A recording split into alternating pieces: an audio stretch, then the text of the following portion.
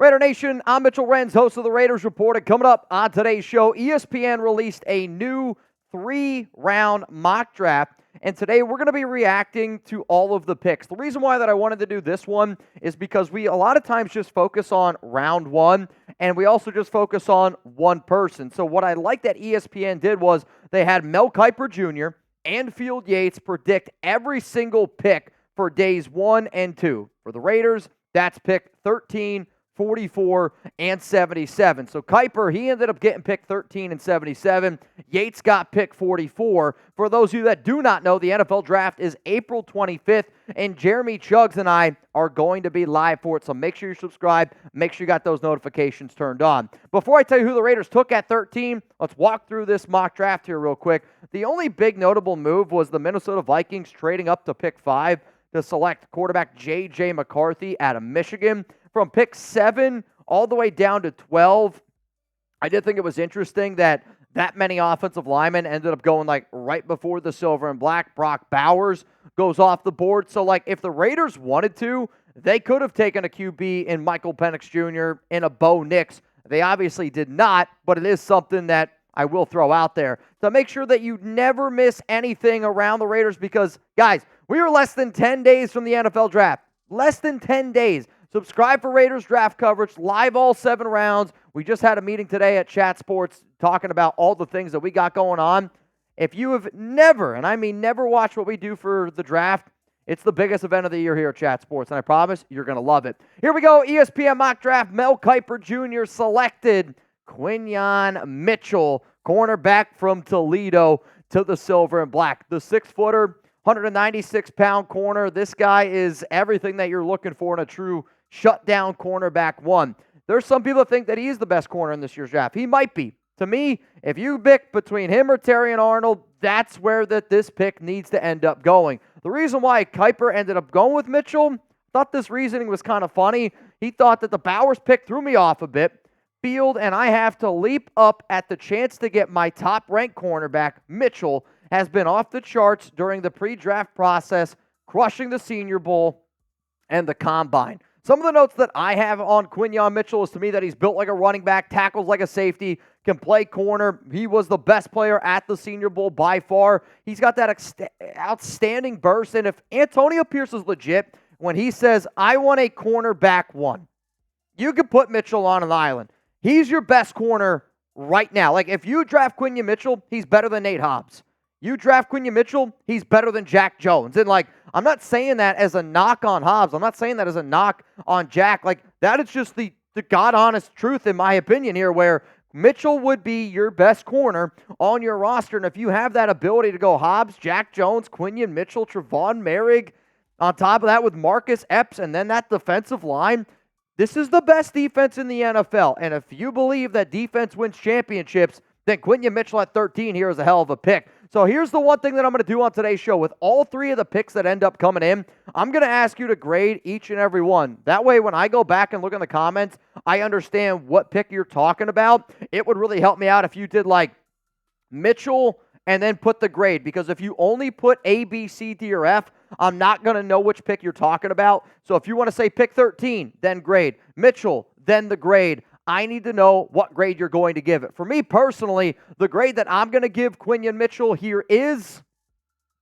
I'm going to give this one an A grade. He's one of the top corners in this year's draft. Him and Terrion Arnold, to me, you could have that conversation back and forth. It fills a major need. And the way that this draft also kind of went is why I am very excited about this draft here for the silver and black. Coming up, who the Raiders drafted at pick 44. And this was a move that really was a player that we haven't talked too much about because he usually goes in round 1. At least some of the mocks that I've seen. He ends up going here to pick 44. I'll tell you who that is, but I got to give a shout out to today's sponsor, Mando. And Mando, I love this deodorant because to me, if I can use deodorant, and who sweats on their back? I do. I put this on my back sometimes. Their feet. My feet sweat all the time. They're pretty rank, and I'm kind of worried about the Chat Sports guys at our basketball game. They're going to be like, dude, your feet are nasty. But if anybody out there is like me, and I sweat, and you know what? I'm proud to say that I sweat a lot, but Mando has really stepped up the game. So what I want Raider Nation to do is control body odor anywhere with Mando and get $5 off your starter pack. That's over 40% off with promo code CHAT at shopmando.com. I love Mando because it's a whole body deodorant. Mando is seriously safe to use anywhere on your body. I'm going to be honest, I've put it literally everywhere. Pits, your package, your balls, your grundle, belly button, butt crack, stinky crevices, stomach folds, feet, wherever. Like, I've had smelly feet my entire life, from baseball, from playing sports, and it's probably the one thing that drives my fiance, Alex, the most insane. I've been doing feet baths. When Alex and I go get mani-pedis, the people look at my feet, and they look at it like I got trolls coming out. I mean, I got wicked feet. Mando, though, they help control that odor, and they give me, honestly, a little bit more confidence because I'm a pretty confident dude, but if there has ever been a time in my life where I haven't been confident, it's like you take your shoes off, and the thing that pops into my mind is if I'm on a flight, I am the guy that takes my shoes off, but I am always self-conscious that my feet stink. With Mando, luckily, I don't got to worry about that.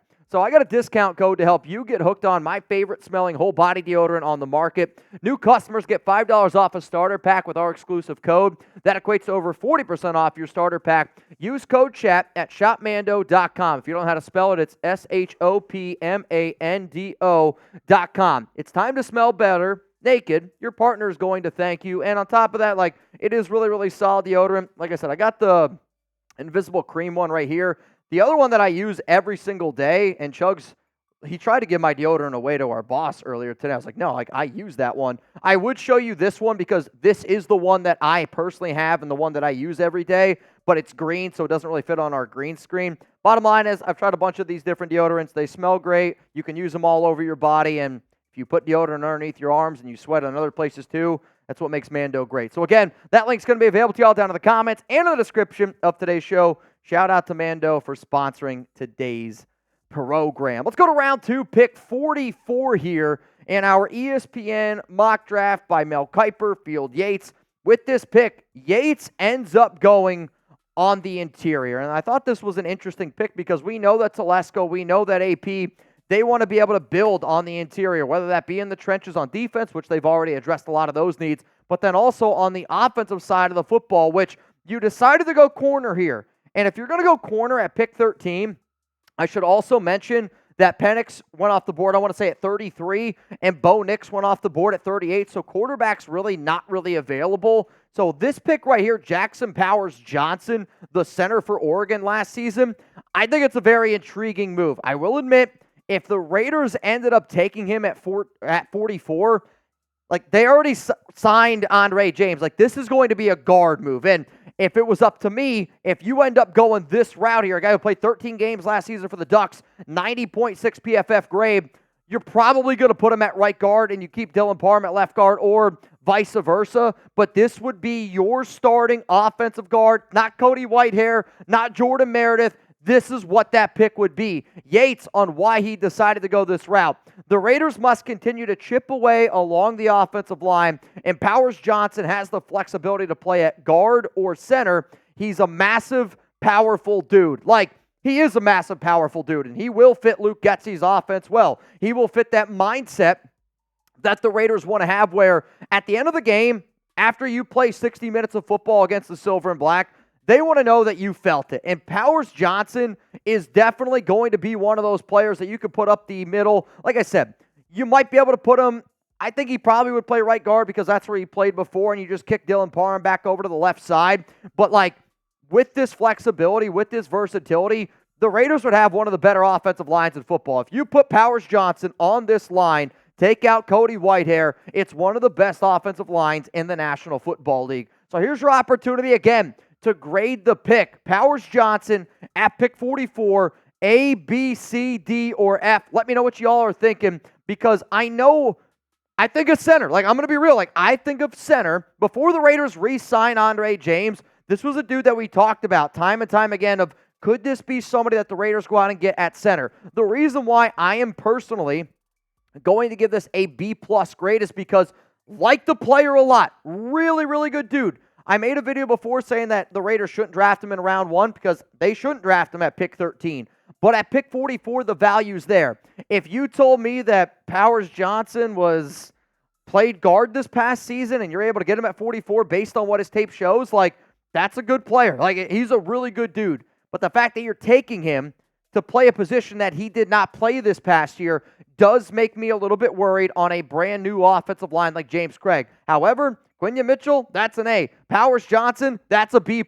So that means, here we go. Coming up, who the Raiders drafted at pick number 77. You went corner, you went interior offensive line, and I was wondering what they were going to do. The pick, I will admit, shocked me just a little bit. If you haven't already interacted with Chugs and I on social media, there's places that you can do it. Twitter, Instagram. I'm at MitchellRents365. Chugs is at Jeremy Chugs on Twitter, at Jeremy_Chugs on IG. And I would recommend keeping up with us on Twitter for more of the new stuff.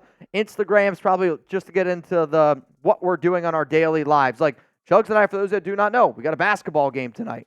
If you want to know how that went, give me a follow on IG. Give Chugs a follow on IG as well. Let's go to round 3, pick 77 in this ESPN mock draft by Mel Enfield Yates. Chugs loves this mock draft from top to bottom. And when we were kind of building this show out from the beginning, he's like, dude, this is a really solid draft. And it's not that I don't love this last pick. I just wish it would have been something a little bit different. I'll be honest. However, it does fit with our other players at this position. So round 377, the Raiders go running back Jaylen Wright from Tennessee. I like Jaylen Wright a lot. And I've said this before, like, if you were to tell me which running back probably pairs the best with the two backs that this organization already has, the answer is Jaylen Wright. I mean, somebody that averaged 7.4 yards per carry, where to me, Zamir's thunder. Madison, thunder. You need a little bit of lightning, and Jaylen Wright can offer you that lightning. Here's why Mel Kiper decided to go this route. Finally, another running back off the board. The Raiders lost Josh Jacobs, which means there are opportunities for touches in 2024. Wright averaged 7.4 yards per carry in 2023, which ranked 3rd in college football. According to those numbers, then again, like total touchdowns 4, I do think that he can catch the football better than what he was given the opportunity to. To me, that's probably a little bit more on scheme / Joe Milton overall. But if you're finding a back that's got that experience in the SEC, that just has speed that, quite frankly, like you really can't teach. And if you are looking for that just dynamic back in the backfield, because Zamir White's not going to be breaking any big runs. Alexander Madison, not going to be breaking any big runs. Yeah, Amir Abdullah has the athletic ability, but he's really just a 3rd down back. And if your plan is at the end of the season to move on from Madison, which they absolutely are going to do, and then you have a new running back in Zamir White and Jaylen Wright, and that's kind of your duo for the next 2 seasons, like it is an opportunity to at least think about, okay, this is why the Raiders did it. However, though, the reason why that this is not going to get a great grade from me is because it's based on need. Like, when you go back and you look at that mock draft, there's a lot of other picks that I thought that the Raiders could potentially do. Good player, but taking a back at pick 77 when there were some other positions that I would have rather them targeted, that's kind of where I'm feeling this type of way. So my grade here for Jaylen Wright at pick 77 is a C grade. It is a average move to me because it's based on the overall need. Like, there were tackles that I would have rather the Raiders gone out and get. There were linebackers that I would have rather the Raiders gone out and get. And when I saw the pick here, I started to sweat a little bit. Oh, the pick? I thought my pits, they don't. My pits smell great. The pick doesn't stink, but it's like, I don't love it. You know what I mean? I don't love it. I do love Mando. I don't love the Jaylen Wright pick, though. So I gave it a C grade overall. Just thought that if it was up to me, we could have gone a little bit of a different direction, like Jaylen Wright in round 3 or Ray Davis in round 4. I'll take Ray Davis in round 4 over Jaylen Wright in round 3. So here one more time are the picks that ended up going down. You had Quinyon Mitchell, then Jackson Powers Johnson, then Jaylen Wright at running back. So you got your number 1 corner, you got a starting offensive guard, and then a back that's going to compete for touches. So overall, how would you rate this? Like for me, I rated it an 85 overall score. I thought it was a good draft from top to bottom. I really did. And it's a weighted one because this is the best one. Like this to me is a 95. This to me is probably like an 88. The Jaylen Wright move's probably a little bit closer to a 75. When I weighed them all out together, let's go up with a number with 85. But I want to know from you, scale it from 1 to 100, how would you rate this here mock draft? If you made it this far in the show, remember, we're going to continue to pump out more Raiders draft content. We go live every single Monday, Tuesday, Thursday, Friday at 4 p.m. Eastern Time. And anytime breaking news happens, we go live. And we're going to be live for the NFL draft. So if you enjoyed today's show, the next 10 days here leading up to the draft is going to be nothing, and I mean nothing But news, rumors, a lot of draft content. We're going to be doing our best here on the Raiders Report to keep you guys up to date and help us get to 168,000 subs. I would definitely appreciate it.